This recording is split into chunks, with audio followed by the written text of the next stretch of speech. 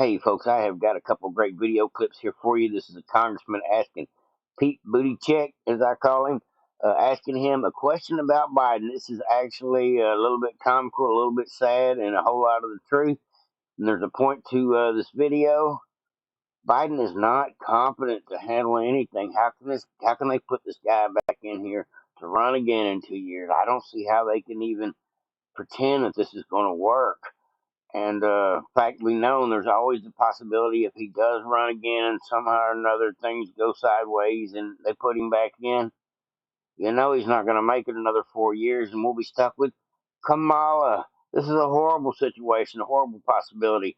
But this guy here is asking Pete Buttigieg the questions and letting him know in advance with a little bit of facts and receipts and big old poster boards that just show what's really going on with this sick old president that actually needs not just one handler, but cue cards, handlers, Easter bunnies, and anybody else they can to help corral his lost, bumbling, falling down the stairs, sad sack of crap that he is.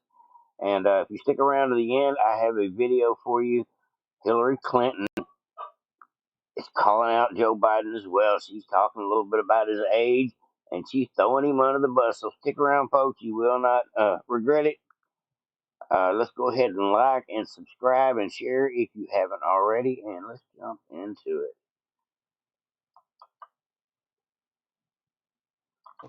This is how President Biden described America in one word.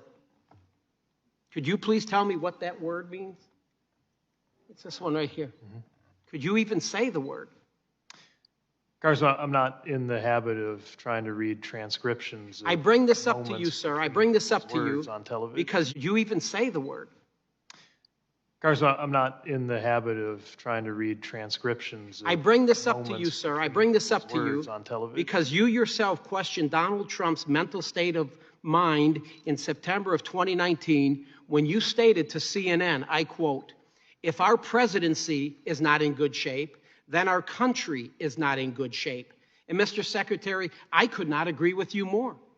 I'm going to repeat what your quote is. If our presidency is not in good shape, then our country is not in good shape. Inflation's at 9.1%. Gas prices are through the roof. Our adversaries are exploiting our weaknesses across the globe. And our southern border is non-existent. This administration puts the American people last. The left and the dishonest media, which in my humble opinion is the greatest threat to this country, the dishonest media. Speak it, brother. I just got to stop it right there for just a second. That is a great point.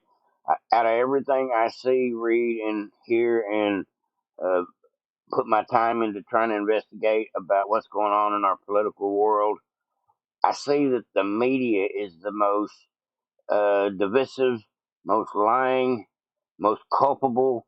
If the media was honest, our country would never be allowed to get in this much shape, in this bad a shape, because there would be some more accountability. Just like now we have a few conservative news sites that actually tell the truth. There's a few places you can still go and find the truth where there's free speech still allowed. And then you've got mainstream media that lies and parrots a narrative for just one party. And it's obvious, it's sad, but I just thought I'd point that out. He's absolutely right. It's all about, well, let's just get back into it. Began questioning President Trump's mental state back in February of 2017, a month into his presidency. We now have President Biden in office for 18 months, and just recently, we now see the mainstream media questioning President Biden's mental state, and for good reason. Sadly, he shakes hands with ghosts and imaginary people. He falls off bicycles. Even at the White House Easter celebration, the Easter Bunny had to guide him back into his safe place.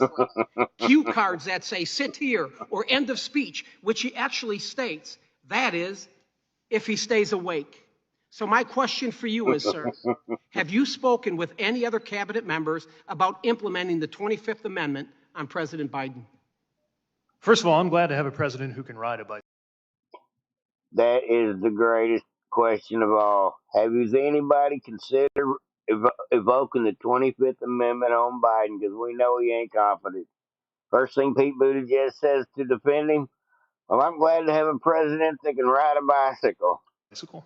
And That's your I question. will look beyond the insulting nature of that question and make clear to you that the President of Have the United you States. spoken to Of any other course not. cabinet members about implementing the 25th Amendment on President Biden? Of course not. Please allow the You ought to witness to know finish his answer. Have you that the emailed, President of this the is my United time, States, have you emailed any the members President of with the the United executive States. branch about the president's health or President cognitive of the decline, United States including is text as messages vigorous a from your colleague private or phone? boss as I have I ever had the figured pleasure this. of working with. What about political appointees at USDOT?